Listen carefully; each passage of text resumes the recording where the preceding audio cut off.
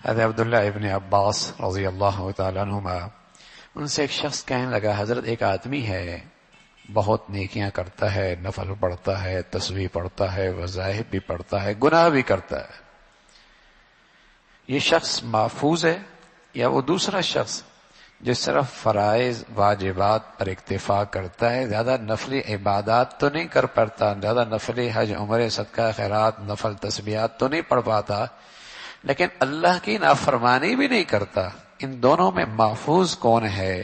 حضرت عبداللہ ابن عباس، جن کے علم کے پیچھے اللہ کے نبی کی دعا ہے اور جنہیں امام المفسرین کا بلند مرتبہ ملا ہے، تفسیر میں جہاں دو رائے ہوتی تو حضرت عبداللہ ابن عباس رضی اللہ تعالیٰ عنہما اس میں فیصلہ فرماتے۔ حضرت فرمانے لگے، جو شخص گناہ کرتا ہے وہ ہر وقت خطرے میں ہے، اس لیے کہ ہر گناہ کے پیچھے اللہ کا غضب چھپا ہوا۔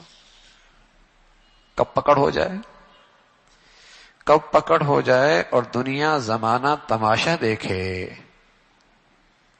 ہر گناہ کے پیچھے اللہ کا غضب چھپا ہوا ہے، اللہ کا غضب چھپا ہوا ہے۔ اللہ نے قرآن میں ایک جگہ فرمایا ہے سورہ ملک کے آخر میں، اگر اللہ زمین کے اندر پانی گم کر دے، کون ہے زمین سے پانی لے کے آنے والا؟ ایک بدبخت اللہ کی شان میں گستاخی کرتا ہے کہ اللہ کہ میں کھودوں گا، کنواں بناؤں گا، اس کے اندر سے پانی نکال لوں گا۔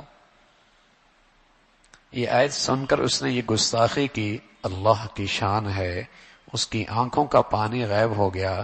اللہ نے سبق دیا، پہلے تو اپنی آنکھوں کا پانی تو لا کے دکھا، پہلے تو اپنی آنکھوں کا پانی تو لا کے دکھا۔ اللہ کی ہر نافرمانی کے پیچھے اللہ کا غصہ چھپا ہوا ہے۔